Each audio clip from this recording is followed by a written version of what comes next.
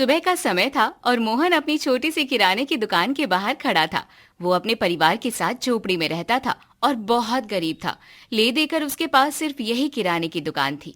अच्छा माँ, मैं निकलता हूँ। मोहन ने झुककर अपनी बूढ़ी माँ सरला के पैर छुए। खुश रह बेटा, भगवान तेरी यात्रा सफल करे। देखना, तेरा सब काम अच्छे से हो जाएगा। हाँ हाँ, बस 2 दिन की ही तो बात है माँ। इस बार मैं शहर से तेल, दाल, आटा सब अच्छे से भरवा लाऊंगा। मोहन ने इतना कहा ही था कि तभी उसकी पत्नी सीमा एक छोटे से स्टील के टिफिन में गरम गरम पराठे और अचार लेकर बाहर आई। ये लीजिए जी, रास्ते में भूख लगी तो खा लेना। अरे सीमा, तुम मेरे बारे में कितना सोचती हो। मैं नहीं तो क्या पड़ोसन सोचेगी। ये भी है। अच्छा, मैं चलता हूँ, जल्दी वापस आ जाऊंगा। मोहन ने अपनी गाड़ी स्टार्ट की और गली से बाहर निकल गया। सीमा और सरला काफी देर तक उसे जाते हुए देखती रहीं। ऐसे ही 3, 5 और देखते देखते 10 दिन बीत गए, लेकिन मोहन वापस नहीं लौटा। इधर दुकान का सामान धीरे धीरे कम होने लगा। सीमा ने परेशान होकर अपनी सास से कहा, माँ जी, आज भी मोहन जी का फोन नहीं लगा।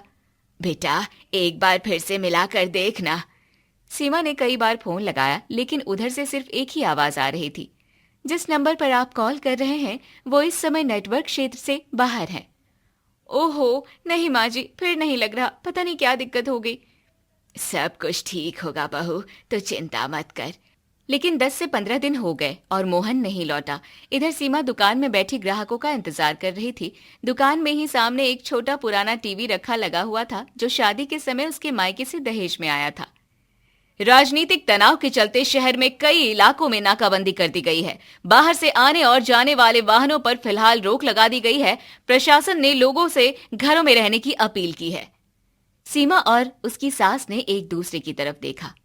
हे भगवान, तो ये बात थी। इसका मतलब मोहन वहीं शहर में फंस गया है, इसलिए वो इतने दिन से गांव नहीं आ पा रहे। ये सब ठीक है, बस भगवान करे वो सही सलामत हो। दोनों सास बहू के चेहरे पर चिंता साफ दिखाई दे रही थी। तभी दुकान के बाहर एक आदमी आकर रुका। जरा 2 किलो अरहर की दाल देना। जी, अभी देती हूँ। सीमा दुकान के अंदर गई। उसने बड़ा वाला लोहे का डिब्बा खोला, लेकिन डिब्बा खुलते ही उसके हाथ वहीं रुक गए। पूरे डिब्बे में सिर्फ एक मुट्ठी दाल बची थी। ये क्या, दाल तो खत्म हो गई है। उसने धीमे से अपनी सास को आवाज लगाई। माँ जी। सरला भी आवाज सुनकर अंदर आ गई। क्या हुआ बहू? वो दाल खत्म हो गई। सरला ने खुद डिब्बे में झांक कर देखा। अरे, अब फिर? उधर बाहर खड़ा ग्राहक आवाज लगाने लगा। सीमा भारी मन से बाहर आई। भैया, वो माफ कीजिएगा, दाल खत्म हो गई है। अच्छा, कोई बात नहीं, फिर दूसरी दुकान से ले लेता हूँ। वो आदमी वहां से चला गया। सीमा काफी देर तक उसे जाते हुए देखती रही। माँ जी। हाँ बेटा, अगर ऐसे ही एक एक करके सारा सामान खत्म होता गया तो हमारी दुकान बंद हो जाएगी, और दुकान बंद हो गई तो घर कैसे चलेगा। दोनों चुपचाप खाली होती शेल्फों की तरफ देखने लगी। घर की सबसे बड़ी चिंता अब मोहन का लौटना ही नहीं, बल्कि बिना सामान के किराने की दुकान को बचाना भी बन चुकी थी। अगले दिन सुबह से ही सीमा बार बार फोन मिलाने की कोशिश कर रही थी, लेकिन हर बार वही जवाब मिलता। सीमा ने उदास होकर फोन रख दिया। पता नहीं वो कैसे होंगे, ये फोन भी किसी काम का नहीं है। हाँ। तभी अचानक सीमा का फोन बजा। अरे, स्क्रीन पर मोहन का नाम देखकर उसके चेहरे पर खुशी आ गई। उसने तुरंत फोन उठा लिया। हेलो मोहन जी। सीमा, मैं ज्यादा देर बात नहीं कर पाऊंगा। आप ठीक तो हो ना? हाँ, मैं ठीक हूँ। ये फोन भी मेरा नहीं है, यहाँ एक आदमी से मांग कर किया है। हम लोग कितने परेशान थे जी, आपका फोन ही नहीं लग रहा था। हाँ, यहाँ हालत अभी बहुत खराब है, नाकाबंदी अभी खत्म नहीं हुई है। तो दिए आप कब आओगे? अभी कम से कम 1 हफ्ता और लग जाएगा, हो सकता है उससे ज्यादा भी लग जाए। सीमा का चेहरा उतर गया। क्या, 1 हफ्ता और? ऐसे कैसे काम चलेगा? हम आपके बिना क्या करेंगे? हाँ सीमा, मैं समझता हूँ, लेकिन अब कर भी क्या सकते हैं। जब तक मैं वापस नहीं लौटता तब तक तुम्हें ही सब कुछ संभालना होगा। लेकिन दुकान का सामान तो लगभग खत्म हो गया है। हाँ, मुझे पता है, लेकिन नाकाबंदी की वजह से मेरे हाथ में कुछ नहीं है। मैं कोशिश करूंगा जल्दी आने की। तब तक तुम अपना और माँ का अच्छे से ध्यान रखना। इतना कहकर मोहन ने फोन काट दिया। सीमा कुछ देर तक मोबाइल की स्क्रीन को ही देखती रही, लेकिन फिर उसने सोचा कि पहले माँ जी के लिए खाना बना लेना चाहिए। वो रसोई में गई और एक एक करके डिब्बे खोलने लगी, लेकिन दुकान की तरह रसोई का भी वही हाल था। सब डिब्बे लगभग खाली थे। हे भगवान, बस एक मुट्ठी दाल और चावल बची है। वो कुछ देर तक चुपचाप खड़ी सोचती रही। अगर दाल अलग बनाऊंगी तो दोनों का पेट नहीं भरेगा, और चावल अलग बनाए तो वो भी कम पड़ जाएंगे। तभी उसके मन में एक बात आई। हाँ, खिचड़ी। उसने बची हुई दाल और बचे हुए चावल एक साथ धोए और फिर कुकर में हल्दी, नमक और थोड़ा सा जीरा डालकर खिचड़ी चढ़ा दी। थोड़ी देर बाद पूरे घर में गरम खिचड़ी की खुशबू फैल गई। बहू, क्या बनाया है? आज खिचड़ी बनाया है माँ जी। ओह, अच्छा किया बेटा। सीमा ने पहले सरला की थाली परोसी और फिर अपनी। फिर दोनों चुपचाप बैठकर खिचड़ी खाने लगी। खिचड़ी का स्वाद तो बहुत अच्छा है। हाँ माँ जी, कभी कभी सादी भी अच्छी लगती है। सामान बहुत कम था, इसलिए जो था उसमें मैंने खिचड़ी ही बना दी। खाना खाने के बाद भी सीमा का मन शांत नहीं हुआ, तो वो बाहर आंगन में आकर बैठ गई। तभी उसने सामने खड़े दो आदमियों को बात करते हुए सुना। अरे भाई, मेरी दुकान में तो चीनी भी खत्म होने वाली है। हमारे यहाँ तो तेल का आखिरी डिब्बा बचा है। दुकान ही नहीं, घर में भी अनाज खत्म होने की कगार पर है। ऐसे कैसे चलेगा भाई? ग्राहक आते हैं लेकिन खाली हाथ लौट जाते हैं। लेकिन अब करे भी तो क्या करे, शहर से माल ही नहीं आ रहा। सीमा चुपचाप ये सारी बातें सुन रही थी। उसे लगा था कि सिर्फ वही परेशान है, लेकिन आज पहली बार उसे समझ आया कि पूरा गांव उसी परेशानी से गुजर रहा था। हे भगवान, बस मोहन जी को सही सलामत वापस भेज देना, बाकी सब तो मैं संभाल लूंगी। अगली सुबह हमेशा की तरह सीमा ने दुकान का शटर खोला। उसने एक नजर पूरी दुकान पर डाली। हे भगवान, आज पता नहीं कितने लोगों को खाली हाथ लौटना पड़ेगा। तभी सामने से उसकी पड़ोसन सावित्री जल्दी जल्दी दुकान की तरफ आई। सीमा। अरे सावित्री दीदी, आइए। बहन, थोड़ा राशन चाहिए था। ओह, राशन में क्या चाहिए? जो भी मिल जाए। सीमा कुछ बोलती उससे पहले ही सीमा ने देखा कि सावित्री की आंखों में आंसू आ गए थे। क्या बताऊं बहन, मेरे पति तो शहर में मजदूरी करने गए थे, वो अभी तक नहीं आए। इधर घर में बच्चे भूखे बैठे हैं। सोच रही थी कि थोड़े बहुत पैसे मैंने बचा कर रखे थे, उनसे राशन खरीद लूंगी। सावित्री ने मुट्ठी खोलकर कुछ मुड़े हुए नोट दिखाए। लेकिन गांव में किसी किराने वाले के पास राशन बचा ही नहीं, इसलिए तुम्हारे पास आई हूँ। तुम ही मेरी आखिरी उम्मीद हो अब। लेकिन सीमा आगे कुछ नहीं बोल पाई। वो सावित्री बहन, राशन। सीमा को चुप देखकर सावित्री समझ गई कि सीमा की दुकान पर भी कुछ नहीं बचा। कोई बात नहीं सीमा बहन, भगवान कुछ न कुछ रास्ता जरूर निकालेगा। मैं कहीं और जाकर देखती हूँ। इतना कहकर सावित्री वहां से चली गई। सीमा को दुख हुआ, पर वो कर भी क्या सकती थी। देखते ही देखते दोपहर हो चुकी थी। दुकान पर भी अब कोई ग्राहक नहीं आया था। माँ जी, मैं खाना बनाने की तैयारी कर लेती हूँ। हाँ बेटा। सीमा रसोई में गई। उसने एक एक करके सारे दाल के डिब्बे बाहर निकाले। अरहर, मूंग, मसूर, चना और उड़द। हर डिब्बे में बस एक एक मुट्ठी दाल बची थी। अलग अलग बनाऊंगी तो किसी का पेट नहीं भरेगा। एक काम करती हूँ। ये सोचकर उसने पांचों दालों की थोड़ी थोड़ी मात्रा एक बड़े बर्तन में डालकर धुल दिया। फिर कुकर में हल्दी, नमक, जीरा और थोड़ा सा लहसुन डालकर चढ़ा दिया। थोड़ी देर बाद खुशबू पूरे घर में फैल गई। उसने चावल का डिब्बा खोला, लेकिन इस बार डिब्बा बिल्कुल खाली था। चावल तो पूरा खत्म हो गया है, क्या करूं? उसने रसोई में इधर उधर देखा, तभी उसकी नजर पीछे रखे दलिये के डिब्बे पर पड़ी। हाँ, ये सही रहेगा। सीमा ने दलिया धोकर हल्का सा उबाला, फिर पानी छानकर उसे बिल्कुल वैसे ही तैयार किया जैसे सादे चावल बनते हैं। देखने में भी वो काफी हद तक चावल जैसा लग रहा था। फिर सीमा ने एक थाली में एक कटोरी पंचवट्टी और दलिया निकाल ली और अपनी सास को दे दी। मगर जब उसने अपने लिए थाली लगाई तो उसे सावित्री की बात याद आ गई। अरे क्या हुआ बहू, खा क्यों नहीं रही? माँ जी, सावित्री दीदी के बच्चे शायद अभी भी भूखे होंगे। उसने बिना एक पल गवाए पूरी दाल एक बड़े डिब्बे में भरी, साथ में उबला हुआ दलिया भी रखा। फिर दोनों बर्तन उठाकर सावित्री के घर की तरफ चली गई। सावित्री अपने घर के बाहर ही खड़ी थी। अरे सीमा, क्या हुआ? दीदी, ये खाना लाई हूँ। अरे नहीं बहन, तुम अपने घर का खाना हमें क्यों दे रही हो? कोई नहीं दीदी, रख लीजिए। लेकिन सीमा, तुमने इतना अच्छा खाना बनाया कैसे? तुम्हारे यहाँ भी तो राशन कम बचा था। घर में जो था उसी से बना लिया। पांचों दालों में जो जो थोड़ी थोड़ी बची थी, सबको एक साथ मिला दिया और फिर पंचवटी दाल बन गई। और ये चावल? ये चावल नहीं है बहन, हमारे यहाँ चावल बिल्कुल खत्म हो गए थे, इसलिए मैंने दलिया उबालकर बिल्कुल चावल की तरह बना लिया। दाल के साथ खाने में अच्छा लगता है और पेट भी भर जाता है।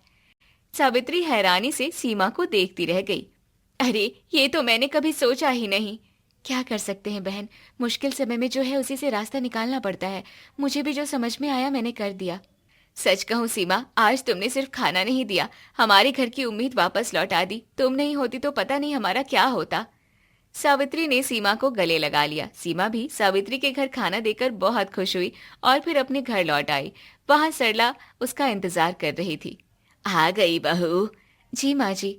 अब मुझे बता दो कि आखिर ऐसा क्या हुआ जो तुम खाने के बीच में ही उठकर चली गई। सीमा ने बैठकर सरला को पूरी बात बता दी, कैसे सावित्री के बच्चे भूखे थे और कैसे उसने पंचवटी दाल और दलिया को चावल की तरह पकाकर सबका पेट भरा था।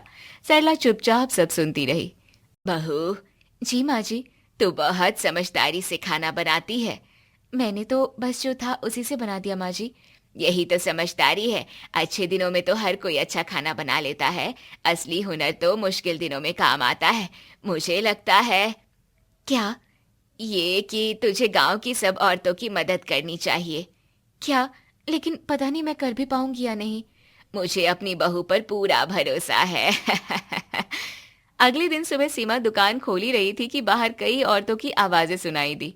सीमा। अरे दीदी क्या हुआ? सावित्री अकेली नहीं थी, उसके साथ मोहल्ले की कई औरतें थी। अरे आप सब यहाँ? हाँ बहन, हमें तुमसे जरूरी बात करनी है। जी कहिए। सब औरतें आंगन में आकर बैठ गईं। सीमा, मैंने कल वाली पंचवटी दाल अपनी सास को भी खिलाई थी, सबको बहुत पसंद आई। और सीमा बहन, सावित्री ने हमें भी सब बता दिया कि तुमने कैसे थोड़ी थोड़ी दाल मिलाकर इतनी बढ़िया दाल बना ली। और चावल खत्म थे तो दलिया से काम चला लिया। अरे बहनों, उसमें कौन सी बड़ी बात है, ये तो आसान था। नहीं सीमा बहन, हमारे लिए तो बहुत बड़ी बात है, इसलिए हम सबने कुछ सोचा है। क्या? देखो सीमा, हमारे पतियों का अभी शहर से लौटने का कोई भरोसा नहीं, पता नहीं वो कब लौटे। और अगर हम सबके घरों में भी थोड़ा थोड़ा राशन बचा है, किसी के यहाँ थोड़ी मसूर है तो किसी के यहाँ थोड़ा चना, तो हमने सोचा कि क्यों ना हम सब अपना बचा हुआ राशन एक जगह इकट्ठा कर दें। सीमा बड़े ध्यान से सावित्री की बात सुनने लगी। फिर तुम उसी से हम सबके लिए ऐसा किफायती खाना बनाना सिखा देना जिससे सबका काम चल जाए। जब तक हमारे पति शहर से वापस नहीं आ जाते हम सब मिलकर काम करेंगे। हाँ, और ऐसे किसी एक पर बोझ भी नहीं पड़ेगा। सीमा कुछ पल तक सोचती रही। लेकिन अगर खाना कम पड़ गया तो हम सब कम कम खा लेंगे। लेकिन कम से कम कोई भूखा तो नहीं सोएगा। सीमा ने अपनी सास की तरफ देखा। सरला ने मुस्कुराकर सिर हिला दिया। भांजा बहू, भगवान ने तुझे हुनर दिया है, अब उसका फायदा सिर्फ हमारे घर को नहीं पूरे गांव को मिलना चाहिए। सीमा के चेहरे पर भी धीरे धीरे मुस्कान आ गई। ठीक है, फिर हम सब मिलकर कोशिश करेंगे। इतना सुनते ही सभी औरतें खुश हो गई। उसी दोपहर गांव के लोग भी मदद के लिए आ गए। कोई अपने घर से बड़ा भगोना उठा लाया, कोई लकड़ियां लेकर आया तो कोई चूल्हे के लिए ईंटें जमा करने लगा। देखते ही देखते सीमा के आंगन में एक रसोई तैयार हो गई। कोने में बचे हुए अनाज की छोटी छोटी बोरियां रख दी गई। हाँ, तो आज हमारे पास क्या क्या है? आधा किलो मसूर, थोड़ा सा चना और थोड़ी मूंग। फिर मैं आज इन सबसे नया खाना बनाऊंगी। और फिर सीमा सबको सिखाते हुए खाना बनाने लगी। पहले जो चीज जल्दी गलती है उसे बाद में डालो, और जो देर से पकती है उसे पहले। इससे गैस, लकड़ी दोनों की बचत होगी। गांव की औरतें ध्यान से उसकी हर बात सीखती। दूसरे दिन किसी ने थोड़ा सा बेसन लाकर रख दिया और सीमा ने उस बेसन से प्याज और बची हुई सब्जियों से बेसन के चीले बना दिए। अरे वाह, कितने स्वादिष्ट हैं। इतना कम सामान और इतना अच्छा खाना। ऐसे ही हर दिया सामान से सीमा कुछ अलग अलग बनाने लगती थी। किसी दिन बासी रोटियों को तोड़कर घी में मसाले और सब्जियों के साथ तलकर नाश्ता बना देती, तो कभी दाल चावल मिलाकर खिचड़ी। धीरे धीरे पूरे गांव में एक ही नाम फैल गया, वो था किराने वाली का नाम। ऐसे ही कुछ दिन और बीत गए और आखिरकार मोहन गांव में लौट आया। उसे देखते ही सब कहने लगे, अरे मोहन आ गया। हाँ भाई साहब, सब ठीक तो है? हाँ हाँ भाई, जा पहले अपनी किराने वाली से मिल। क्या? इसका क्या मतलब? तभी वहां से गुजरता हुआ दूसरा आदमी बोला, अरे मोहन, तू आ गया शहर से? यार तेरी पत्नी ने तो कमाल कर दिया मोहन। क्या? ऐसा क्या हुआ? मोहन को कुछ समझ नहीं आया। वो तेजी से घर की तरफ बढ़ा। जैसे ही वो अपने आंगन के पास पहुंचा वो वहीं रुक गया। उसके छोटे से आंगन में बड़े बड़े भगोने चढ़े थे और कई औरतें सब्जियां काट रही थी। कुछ दाल धो रही थी तो कुछ रोटियां बेल रही थी। बीच में सीमा सबको काम समझा रही थी। पहले ये दाल इधर डालो और आलू बाद में काटना, नहीं तो ज्यादा गल जाएंगे। मोहन बस खड़ा होकर ये सब देखता रह गया। तभी सीमा की नजर उस पर पड़ी। मोहन जी। सीमा दौड़कर उसके पास पहुंच गई। सरला भी खुशी से बाहर आ गई। अरे बेटा। मोहन ने सबसे पहले झुककर माँ के पैर छुए, फिर सीमा की तरफ देखा। मुझे रास्ते भर एक ही चिंता खाए जा रही थी कि मेरे पीछे तुम दोनों घर कैसे संभाल रही होगी। दुकान खाली हो गई होगी, घर में खाने की परेशानी होगी, तुम दोनों कितनी मुश्किल में रही होगी। लेकिन यहाँ तो तुमने अकेले सिर्फ घर ही नहीं संभाला बल्कि पूरे गांव को संभाल लिया। पता नहीं ये चारों रसोई में क्या करती रहती है। 1 घंटे से 1 कप चाय के लिए बोला था, अभी तक लेकर नहीं आई तुम्हारी माँ। अब यहाँ बैठे बैठे मेरा मुंह देखते रहोगे या जाकर देख कर भी आओगे? हाँ पापा जी, मैं देख कर आता हूँ। आज तो इन लोगों ने हद ही कर दी। अरे इतनी भी क्या इम्पोर्टेंट बात चलती रहती है इन लोगों की कि काम समय पे खत्म ही नहीं होता। मम्मी, मम्मी क्या कर रहे हो आप लोग? पापा कब से चाय का वेट कर रहे हैं, उनको चाय दे दो ना। अरे मैं तो उनकी चाय से परेशान हो गई हूँ, कितनी बार चाय पियेंगे, सुबह 1 कप तो पी चुके हैं वो। अरे तो 1 कप और दे दो ना, 4 लोग, इतना तो कर ही सकते हो। अरे 4 लोग हैं तो क्या दिन भर काम ही करें, बात नहीं कर सकते क्या? भाभी हम सुबह निकल जाते हैं, उसके बाद पूरा दिन आप लोगों के पास टाइम होता है, तब करिए ना बात, कोई नहीं रोकेगा। अच्छा तो अब तुम बताओगी कि हम कब बात करें कब नहीं। अच्छा चल जा, अब चाय और नाश्ता दोनों लेकर आती हूँ, यहाँ खड़े होकर डिस्टर्ब मत कर हमें। अभी जाके बताता हूँ पापा को, आप ना उनसे ही डायरेक्ट बात कर लेना। अरे जा ना, डरती हूँ क्या उनसे? पापा चारों आपस में गप्पे लड़ा रही हैं, देखते हैं कब तक चाय नाश्ता आता है। अरे तो तूने पूछा नहीं क्या? अरे माँ ने भेज दिया, कहा ला रही हूँ, अब मैं क्या बोलूं, कुछ भी बोलता तो भाभियां बोलने लगती हैं। अच्छा, अब तुम हमारा नाम बदनाम करोगे हैं? क्या कहा हमने तुमसे? भाभी ऑफिस के लिए वैसे ही लेट हो रहा है, प्लीज नाश्ता दे दो। हम तो नाश्ता लेकर ही आए थे, यहाँ आके तो कुछ और ही सुनने को मिल गया। हमारी भी चाय दे दो, बन गई हो तो। हाँ पापा जी, आपकी भी चाय लाई हूँ, ये लीजिए। भगवान, क्या कर रही थी? कितनी देर पहले तो रसोई में गई थी। वो तो हमारे साथ ही थी, काम में हाथ बंटवा रही थी पापा जी। इन लोगों को बोलने दीजिए पापा, काम से ज्यादा इन लोगों के मुंह चलते हैं। पता नहीं पूरा दिन किचन में क्या करती रहती है, मैं तो परेशान हो गया हूँ। अब तुझे राखी ही सही करेगी, अब देखना। डरता हूँ क्या उससे? हाँ भी ना। मम्मी पापा आ गए, पापा आ गए मम्मी। हाँ पापा आ गया, तुम्हारे लिए टॉफी भी लाए हैं। पापा हमारे स्कूल में ना पिकनिक लेकर जा रहा है, लेकिन मम्मी ने मना कर दिया। हाँ क्योंकि अभी आप छोटे हो ना, इसलिए अभी मम्मा पापा को भी अकेले कहीं नहीं जाने देती। मम्मा प्लीज जाने दो ना। अच्छा सुनो राखी, मुझे आज ना एक जगह पार्टी में जाना है, 5 मिनट में निकलूंगा। मम्मा मैं इतना बड़ा कब होऊंगा जब बिना किसी से पूछे कहीं भी जा सकूं? बेटा इतना बड़ा तो तेरा बाप भी नहीं हुआ। यश ये सुनकर हंस पड़ता है। मम्मा प्लीज। जिद मत करो, मुझे जाने दो रसोई में। और गर्ल्स क्या हो रहा है? लग रहा है खूब गप्पे शप्पे लड़ाए जा रहे हैं। आजा तू भी हमें ज्वाइन कर ले। क्यों नहीं करूंगी, इतनी कूल गर्ल गैंग को ज्वाइन करना मैं कैसे मिस कर सकती हूँ? क्या कब से कूल कूल कर रही है? ये बता पीयूष को क्या हुआ? अरे पीयूष को क्या होगा, मना ही किया है। ठीक किया, अभी बहुत छोटा है पिकनिक के लिए। क्या माँ जी, आप भी राखी को डरा रही हैं? अरे पीयूष के साथ उसके टीचर्स और क्लासमेट्स भी तो होंगे ना, और अगर बच्चों को अकेले छोड़ेंगे नहीं तो वो स्ट्रांग कैसे बनेंगे? नहीं भाभी, मुझे बहुत डर लगता है।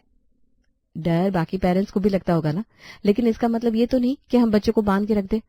अरे बस कर प्रियंका, राखी का मन नहीं है तो उस पर दबाव मत डाल। हाँ भाभी, ऐसा करूंगी कि पिकनिक वाले दिन मैं पीयूष को कहीं घुमाने ले जाऊंगी। हाँ चल, ये भी ठीक है। हाँ ये ठीक रहेगा। अच्छा अब ये बताओ, आज रात के खाने में क्या बनेगा? आज बनेगी खीर पूड़ी और सब्जी। अरे वाह, तब तो मजा ही आएगा। हाँ लेकिन बनाना भी हमको, ये तो ज्यादा मजा नहीं आएगा। अरे तो हम चारों मजेदार बना देंगे। अरे बड़ी किस्मत से हमारी इतनी बढ़िया जोड़ी बनी है, एकदम तो मायके जैसा लगता है। मायके की कमी खली नहीं जब से तुम सब लोग आई हो। सही कह रही हो माँ जी, मैं तो जब घर जाती हूँ ना तो आप लोगों को बहुत मिस करती हूँ। सच में, रसोई में रोज खाना बनाते बनाते वो चटर पटर बातें कभी भूलेंगे नहीं हम। अरे भाग्यवान, जरा 1 कप चाय मिलेगी क्या? खाने के टाइम पे चाय कौन पीता है? अरे चाय का कोई टाइम थोड़ी ना होता, वो तो जब मन किया तब पी लिया। अब एक काम कर रही हूँ, कुछ देर में भिजवाती हूँ। अरे वाह, यह हुई ना धर्मपत्नी वाली बात। 1 घंटे बाद। अरे भाग्यवान, अभी तक चाय नहीं बनी क्या? अरे हाँ, मैं तो भूल ही गई थी कि मुझे चाय भी बनानी है। सच में तुम लोगों के साथ काम काम में ना समय का पता ही नहीं चलता। माँ जी, हम काम कम और गप्पे ज्यादा लड़ाते हैं, काम तो रहता ही नहीं। अच्छा जल्दी से पूड़ियाँ बेल लो और छान लो, तब तक मैं उनसे बात करके आती हूँ। चाय ना मिलने पर ना पक्का मुंह बन गया होगा उनका। हाँ माँ जी, आप जाइए, इससे पहले कि पापा जी गुस्सा करते करते यहाँ तक आ जाए। क्या कह रहे इतनी देर से? इतनी देर पहले बोला था, अब तक नहीं बनी चाय। अरे आज रसोई में बहुत काम था, स्वादिष्ट सब्जी, करारी पूड़ी और मीठी मीठी खीर बन रही है। आज चाय क्या पियोगे, सीधा खाना ही खा लेना। देखो, खाने में तुम क्यों ना 56 भोग बनाओ, लेकिन चाय की अपनी अलग जगह है। चाय के साथ मैं कोई कॉम्प्रोमाइज नहीं सहूंगा।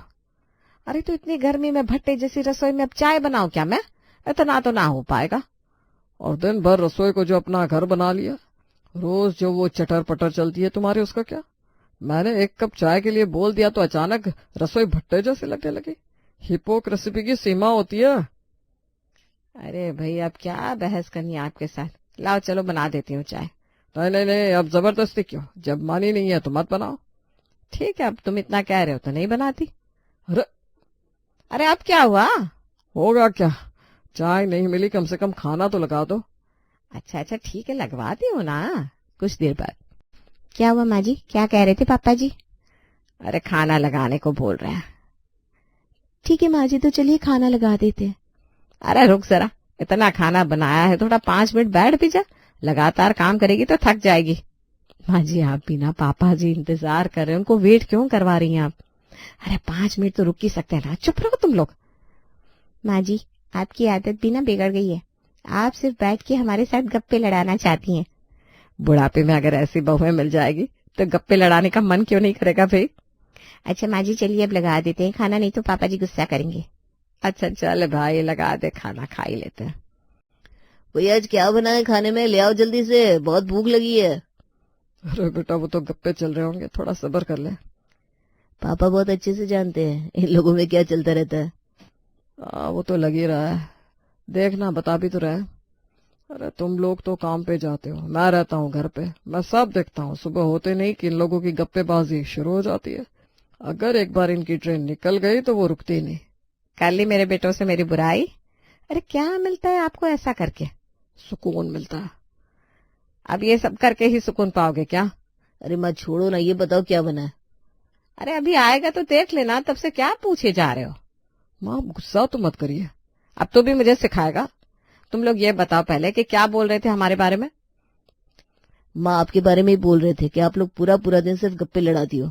अच्छा, तो इनसे बोल दे क्यों ना लड़ाए हम गप्पे, और इनको दिक्कत क्या है उससे? कुछ नहीं, बस चाय नहीं मिलती ये कह रहे थे। अच्छा बेटा, मैंने कब कहा ऐसा? अरे भाग्यवान, छोड़ो भी। अरे क्यों छोड़ दूं भाई, आप एक भी मौका छोड़ते हैं जो मैं छोड़ दूं?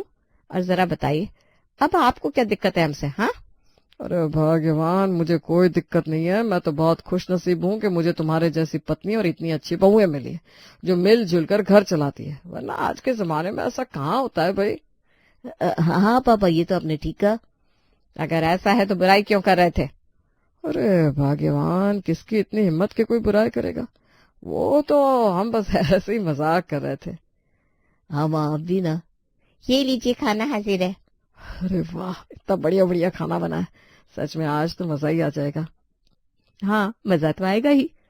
तुम लोग ऐसे ही मिलकर रहा करो, और क्या चाहिए किसी को। होना था सो हो गया बेटा, हम तो निमित्त मात्र हैं।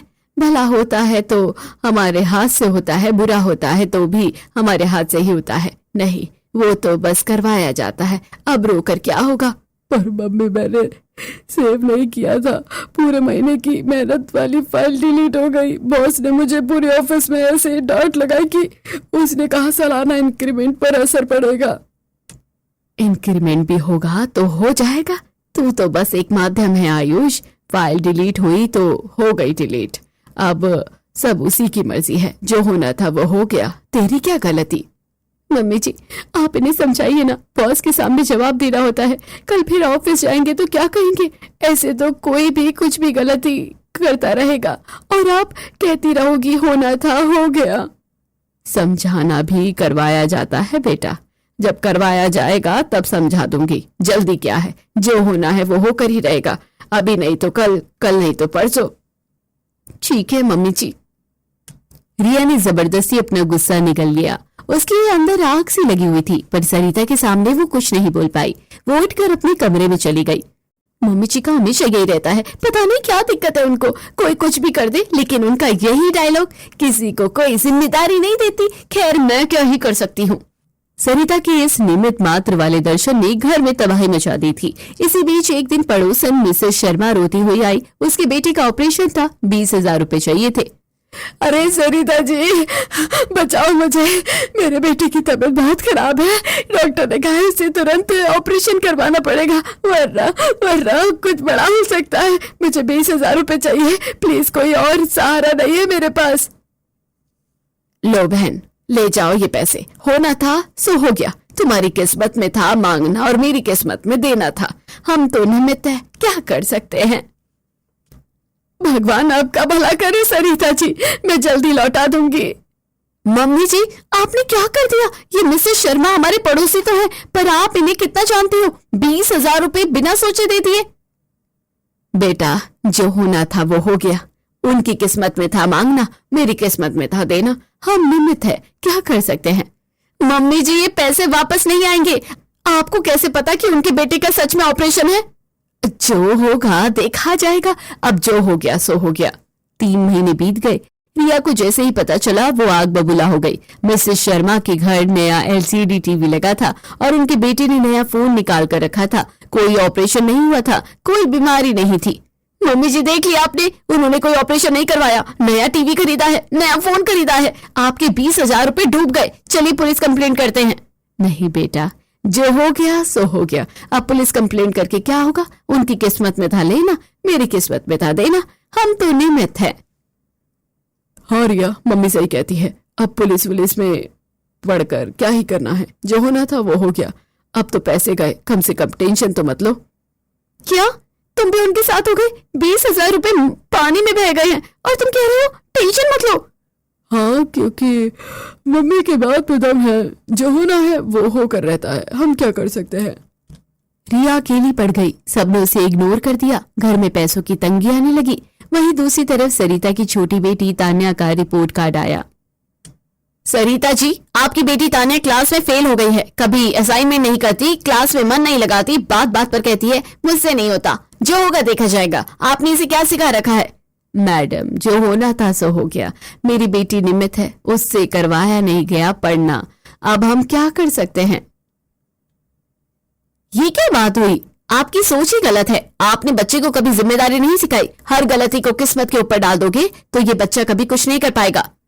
मम्मी ठीक तो कह रही है, मुझसे नहीं पढ़ा जाता। जो होगा देखा जाएगा। सरिता और तान्या दोनों ही हंसते हुए कॉलेज से बाहर निकल आए। टीचर मुंह देखती रह गई। घर आकर रिया ने फिर कोशिश की। मम्मी जी, तान्या को समझाइए, वो पढ़ाई से बिल्कुल दूर भाग रही है। कॉलेज में उसका नाम खराब हो रहा है। बेटा, जो होना होगा हो जाएगा। तान्या निमित्त है, हम क्या कर सकते हैं। अगर उससे पढ़ाई करवाई गई होती तो वो पढ़ लेती। अब हाथ पैर क्यों मारना। तो कुछ मत कीजिए, बस देखते रहिए, वो और भी आलसी होती जाएगी। तान्या को कोई सजा नहीं मिली। वो और भी आलसी हो गई। कॉलेज में उसकी बदनामी होने लगी। सब उसे फेल तान्या बुलाने लगे। पर सरिता को कोई फर्क नहीं पड़ा। एक दिन रिया की नजर सरिता की पुरानी ज्वेलरी के बक्से पर पड़ी। वो बक्सा जिसमें सरिता की माँ की यादें थी, उनके बालपन की निशानियां, पुराने जेवर, सब कुछ। बक्सा गायब था। मम्मी जी, वो पुराना ज्वेलरी वाला बक्सा कहाँ है जिसमें आपकी माँ की यादें थी? अरे हाँ, आज सुबह नौकरानी आई थी, उसके बाद से बक्सा नहीं दिखा। मम्मी जी, उस नौकरानी ने चुरा लिया। पुलिस कंप्लेंट करो तुरंत। नहीं बेटा, जो चुराने वाला था उसने चुरा लिया। हमसे खो करवाया है, हमसे खो करवाया गया। अब पुलिस कंप्लेंट करके क्या होगा। मम्मी जी, ये आपकी माँ की निशानी थी, आपकी अपनी माँ की यादें। कुछ तो करो। जो होना था वो हो गया। अब रोने से क्या होगा। हम निमित्त है बेटा। तुम कुछ कहोगे या नहीं? रिया, मम्मी सही कहती है। अब क्या कर सकते हैं। जो चुराना था उसने चुरा लिया। पुलिस में जाकर क्या कहेंगे। होना था सो हो गया। क्या तुम्हारी माँ की यादें चोरी हो गई और तुम्हारे पास इतनी सी बात है? बस देखते रहोगे, ऐसे ही आगे भी चोरी होती रहेगी। कोई कुछ नहीं करेगा। रिया का गुस्सा फूट पड़ा, पर सरिता चुप थी। आयुष चुप था। तान्या तो पहले से ही अपने कमरे में गाने सुन रही थी। रिया अकेली खड़ी रह गई। ये लोग पागल हो चुके हैं और मेरा दिमाग खराब हो चुका है। उफ। एक दिन आयुष के ऑफिस में, आयुष, ये फाइल तुमसे कहा था कि डेस्कटॉप पर सेव करो, तुमने डॉक्यूमेंट फोल्डर में डाल दी। सर, डेस्कटॉप और डॉक्यूमेंट में क्या फर्क है? फाइल तो सेव हो गई है ना। फर्क होता है आयुष, मैंने स्पष्ट निर्देश दिया था, कृपया ध्यान से सुना करो। मैंने सुना था, पर आपके निर्देश हर रोज बदलते हैं। पता नहीं आपको खुद पता है कि आप क्या चाहते हैं या बस टेंशन देने के लिए बोल रहे हैं। क्या? ये तुम क्या बोल रहे हो? ये तो अपमानजनक बातें हैं। अपमान? सर, असली अपमान तो तब होता है जब कोई जूनियर आकर सिखाए कि काम कैसे करना है, और आपने मुझे बार बार टोका है। अब बहुत हो गया, बस तुम्हारी हरकत अब मैनेजर तक पहुंचेगी। मैं चुप नहीं बैठूंगा। जाइए, जाकर बताइए, मुझे कोई फर्क नहीं पड़ता। कुलीग्स बिना पीछे देखे मैनेजर के कैबिन में घुस गए। आयुष को अभी पता नहीं था कि यही एक बहस उसकी जेब और रेपुटेशन दोनों का काल बन जाएगी। इसके चलते उसका प्रमोशन रुक गया। उसकी जगह उसके जूनियर को प्रमोशन मिला, जो कल तक उससे सीखता था। आयुष का चेहरा देखते ही बनता था। वो उदास होकर घर आया और सरिता को सारी बात बताई। मम्मी, मेरा प्रमोशन रुक गया, जूनियर मुझसे आगे निकल गया। बेटा, जो होना था सो हो गया। तेरी किस्मत में प्रमोशन नहीं था तो नहीं मिला, अब इसमें रोने की क्या बात है। पर मम्मी, मेरी गलती थी, मैं गुस्सा हो गया, सीनियर से बहस कर ली। नहीं बेटा, गुस्सा भी करवाया जाता है। तू निमित्त है, तुझसे जो करवाया गया तूने कर दिया, अब पछताने का कोई फायदा नहीं। आयुष थोड़ा रुककर सोचता है, फिर उसके चेहरे पर राहत आ जाती है और वो बोलता है, आप सही कहती है मम्मी, आखिर मैं क्या कर सकता हूँ, जो होना था वो हो गया। आयुष ने अपनी गलती सुधारने की कोई कोशिश नहीं की। अगले दिन वो फिर से ऑफिस गया और उसी लापरवाह अंदाज में काम करने लगा। दोबारा वही गलती। उसकी रेपुटेशन और भी खराब हो गई। रिया ने जब देखा तो उसने आयुष को समझाने की कोशिश की। आयुष, तुम फिर से वही गलती कर रहे हो, तुम्हारी ऑफिस में इमेज खत्म हो रही है। कल प्रमोशन गया, कल नौकरी भी जा सकती है, कुछ तो सुधारो खुद को। रिया, मम्मी सही कहती है, मैं निमित्त हूँ, मुझसे जो करवाया जाता है वही होता है, मेरी कोई गलती नहीं।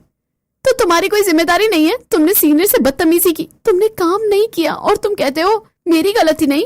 बस करो रिया, जो होना था वो होगा, अब मुझे टेंशन मत दो।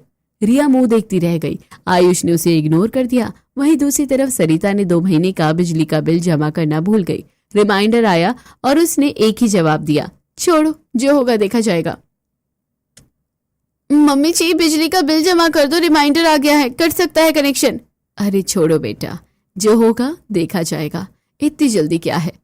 मम्मी जी, ऐसे नहीं चलेगा, कल तक जमा करो। होगा देखा जाएगा, अब बोलती क्यों हो। अगले दिन बिजली विभाग ने कनेक्शन काट दिया। पूरा घर अंधेरे में डूब गया। फ्रिज में रखा सारा दूध और सब्जी खराब हो गई। तान्या का असाइनमेंट रह गया क्योंकि बत्ती नहीं थी। आयुष ऑफिस नहीं जा पाया क्योंकि उसने लैपटॉप चार्ज नहीं किया था। पूरी रात परिवार मोमबत्ती की लौ में बैठा रहा। मम्मी जी, देख लिया, बिजली कट गई, सारा दूध सब्जी खराब, तान्या का असाइनमेंट नहीं हुआ, आयुष ऑफिस नहीं जा सका, आपने बिल क्यों नहीं भरा? मुझसे भूल करवाया गया बेटा, मैं क्या करूं, जो होना था सो हो गया। भूल नहीं मम्मी जी, आपने जानबूझकर नहीं भरा क्योंकि आपको लगता है कि सब कुछ करवाया जाता है, कोई जिम्मेदारी नहीं लेनी है आपको। सरिता चुप तो हो गई, पर उसने अगले दिन भी बिल नहीं भरा। 2 दिन और अंधेरा झेलना पड़ा। तीसरे दिन रिया ने अपने पर्स से पैसे निकालकर खुद बिल जमा किया। तब कहीं जाकर बिजली आई। उसी हफ्ते सरिता को तेज बुखार हो गया। वो बिस्तर पर लेटी कांप रही थी। रिया ने दवाई लाने के लिए पैसे मांगे। मम्मी जी, दवाई लानी है, पैसे दे दीजिए। मेरे पास पैसे नहीं है बेटा, जो मिसेस शर्मा को दिए थे वो वापस नहीं आए। मैं दिला दूंगा रिया, टेंशन मत लो। आयुष ने अपना पर्स खोला तो उसमें सिर्फ 50 रुपए थे। उसकी गलतियों की वजह से कंपनी ने उसकी सैलरी में कटौती कर दी थी। आयुष का चेहरा उतर गया। रिया को अपनी माँ के पास जाना पड़ा। उसने माँ से पैसे लिए और दवाई लाई। तब तक सरिता का बुखार और बढ़ गया था। मैं क्या करूं बेटा, सब मुझसे हो रहा है। मम्मी जी, बस अपनी आदत छोड़ दो, हर चीज के लिए किस्मत को दोष मत दो, खुद जिम्मेदारी लो। जो होना था वो हो गया बेटा, अब जो होना है वो होगा। मम्मी जी, आपकी इसी आदत की वजह से आपको ही नुकसान हो रहा है। पैसे डूबे, बिजली कटी, अब बीमार भी आप ही पड़ गई, कब समझोगी? सरिता चुप होकर आंसू पोंछती है पर कुछ नहीं बोलती। उसने दवाई ली लेकिन उसकी सोच में कोई बदलाव नहीं आया। बस कुछ ही दिनों में एक और मुसीबत आ खड़ी हुई। तान्या ने कॉलेज में एक लड़की से जोरदार झगड़ा कर लिया और गुस्से में उसकी किताब फाड़ दी। प्रिंसिपल ने सरिता को तुरंत बुलाया। सरिता जी, आपकी बेटी तान्या ने एक छात्रा की किताब फाड़ दी है। ये पहली बार नहीं है, पहले भी शिकायतें आ चुकी हैं। अगर आगे ऐसा हुआ तो तान्या को कॉलेज से निकाल दिया जाएगा। मैडम, जो होना था सो हो गया। मेरी बेटी निमित्त है, उससे करवाया गया है, अब हम क्या कर सकते हैं? ये क्या बकवास है? आपकी वजह से ये बच्ची बिगड़ रही है। आपको खुद सुधारने की कोई जरूरत नहीं लगती। 1 हफ्ते का सस्पेंशन है तान्या को, ले जाइए इसे यहाँ से। मैडम मुझसे गलती हो गई है। चल बेटा रो मत, जो होना था वो हो गया, अब क्या कर सकते हैं। तान्या सस्पेंशन लेकर घर आ गई। वो रोई पर सरिता के समझाने पर भी माँ की तरह गैर जिम्मेदार हो गई। उसने भी वही सोच ले ली, जो होगा देखा जाएगा। रिया ने जब ये देखा तो उसका धैर्य जवाब दे गया। मम्मी जी एक बार तो तान्या को डांट दो, सस्पेंशन मिला है कॉलेज से, कल कहीं निकाल दिया गया तो क्या होगा। जो होगा देखा जाएगा बेटा। नहीं मम्मी जी, अगर आपने तान्या को डांटा होता तो वो सुधर जाती, पर आपने तो उसे वही सिखा दिया, कोई जिम्मेदारी नहीं, अब सब किस्मत पर छोड़ दो। रिया की बात सरिता के दिल तक नहीं उतरी। वो अपनी चाय की चुस्की लेती रही। सरिता की इस निमित्त मात्र वाली फिलॉसफी ने अब पड़ोसियों को भी परेशान कर दिया था। जब भी कहीं कोई गड़बड़ी होती सरिता वही बोलती, जो होना था सो हो गया। पड़ोसियों को लगने लगा कि इस घर को ना किसी चीज की फिक्र है ना किसी की। एक दिन आयुष ने गलती से पड़ोसी के घर की कांच की महंगी दर्पण तोड़ दी। दर्पण टुकड़ों में बिखर गई। पड़ोसी शर्मा जी गुस्से से आए। आयुष, तुमने हमारी दर्पण तोड़ दी, ये बहुत महंगी थी। तुम्हें हिदायत दी गई थी कि गली में क्रिकेट मत खेलो, तुम्हारी जिम्मेदारी है इसकी कीमत चुकाने की। शर्मा जी, जो होना था सो हो गया। हम तो निमित्त है, करवाया गया है तो हो गया, अब क्या कर सकते हैं। क्या आप माफी भी नहीं मांगोगे? हमेशा यही बकवास करते हो। आप लोगों के साथ रहना मुश्किल हो गया है। आप कभी माफी नहीं मांगते, ना ही किसी चीज की जिम्मेदारी लेते हो। जो होना था। बस करो, अब मैं पुलिस में शिकायत दर्ज करवाऊंगा। शर्मा जी ने वैसा ही किया। पुलिस में शिकायत हुई और पूरे मोहल्ले ने सरिता के घर से बात करना बंद कर दिया। कोई उनके दरवाजे पर नहीं आता था, कोई नमस्ते तक नहीं करता था। रिया ने सरिता को आईना दिखाया। देखा मम्मी जी, आपकी इस आदत ने पूरा घर अकेला कर दिया। पड़ोसी ही नहीं बोलते, कोई हमारी तरफ देखता भी नहीं है। आपको कुछ महसूस नहीं होता? बेटा, जो होना था वो तो हो गया, अब मैं क्या करूं। बस अब बहुत हो गया, अब इसकी इसी आदत का इसी पर इस्तेमाल करूंगी। रिया ने तय कर लिया, अब सरिता को उसी के हथियार से नीचे उतारना होगा। उसने आयुष से बात की। आयुष, मैं कुछ करना चाहती हूँ, तुम बस मेरे साथ देना, चुप रहना और मेरी बात मानना। पर क्या करने वाली हो? तुम बस देखते रहना, वही करूंगी जो मम्मी सालों से कर रही है। ठीक है, जैसा तुम कहो, जैसा तुम करो, तुम्हारी मर्जी है, मैं क्या कहूँ। कुछ ना कहो, बस मुझे टोकना मत। नहीं टोकूंगा। रिया ने अब अपना प्लान शुरू किया। पहला काम था खाना बनाने का। उसने अगले दिन आलू पराठे का पिज्जा बनाकर सामने रख दिया, जो ना पूरी तरह पराठा था और ना पिज्जा, वो भी बहुत मिर्चों वाला। हे राम, मेरा मुंह जल गया। ये क्या बनाया रिया? आग लगा दी मुंह के अंदर। मुझसे करवाया गया आयुष, मैं तो निमित्त हूँ, जो होना था सो हो गया। ये क्या हाल बनाया है रिया? आटे में मिर्च तो आधा पाव डाल दिया और ऊपर से पिज्जा सॉस। ये तो खाने लायक ही नहीं है, तुम्हें सोचना चाहिए था। सोचना भी कराया जाता है माँ, आप रोज कहती हो हम कुछ नहीं करते, सब करवाया जाता है। तो आज मुझसे करवाया गया खाना ऐसा बनाना, मैं क्या करूं? सरिता के पास कोई जवाब नहीं था। अगले दिन रिया ने आयुष के कपड़े इस्त्री नहीं किए। आयुष झुर्रीदार शर्ट पहनकर ऑफिस गया। रिया, मेरी शर्ट देखी है, इस्त्री क्यों नहीं की है? मुझसे नहीं करवाया गया, मैं निमित्त हूँ, जो होना था वो हो गया। रिया, तुम जानबूझकर ऐसा कर रही हो। मम्मी जी, आप तो कहती थी जानबूझकर भी करवाया जाता है, तो मैं क्या करूं? तीसरे दिन रिया ने बिजली का बिल जमा नहीं किया। चौथे दिन जब सरिता बीमार पड़ी तो रिया ने दवाई लाने से मना कर दिया। रिया, मुझे दवाई चाहिए, बहुत बुखार है। मुझसे करवाया नहीं जा रहा मम्मी जी, मैं निमित्त हूँ, जो होना होगा वो होगा। रिया, बस करो, तुम मेरे ही सिद्धांतों का गलत इस्तेमाल कर रही हो। नहीं मम्मी जी, बिल्कुल सही इस्तेमाल कर रही हूँ। आपने सालों साल यही कहा, गलती हो तो निमित्त, अच्छा हो तो निमित्त, बुरा हो तो निमित्त, तो सबको भी वही सुनना चाहिए। देखो तुम्हें कितना बुरा लग रहा है, यही तो मैं दिखाना चाहती थी। रिया, मैं समझ गई, मैं गलत थी। हर बात को भाग्य और निमित्त के पीछे छुपाना सही नहीं है। गलती इंसान की होती है और उसकी जिम्मेदारी भी इंसान को लेनी चाहिए। कभी कभी सजा देना भी जरूरी है, नहीं तो इंसान गलती करता ही रहेगा। मम्मी जी, मैंने आपको सबक देने के लिए सब कुछ किया, आपको दुख देने के लिए नहीं, लेकिन समझाने का और कोई रास्ता नहीं था। मुझे पता है बेटा, मुझे पता है तुमने सही किया। अगले दिन सरिता ने सबको बुलाकर ऐलान किया, सुनो सब, आज से मैं वो बात नहीं कहूंगी जो होना था वो हो गया, अब मेरी जुबान पर नहीं आएगा। अब जो गलती करेगा वो सजा भुगतेगा, चाहे वो मैं हूँ, आयुष हो या तान्या। मम्मी मैं कल ऑफिस जाकर क्लाइंट सर से माफी मांगूंगा। मम्मी मैं कॉलेज में अपनी फ्रेंड से माफी मांग लूंगी और पढ़ाई भी अब नहीं छोड़ूंगी। बहुत अच्छा। और रिया, तुम्हारी वजह से आज ये घर फिर से खुश हो सका है। मम्मी जी, अब ये घर फिर से पहले जैसा हो जाएगा, सब एक दूसरे का साथ देंगे, जिम्मेदारी लेंगे। और हुआ भी वैसा ही।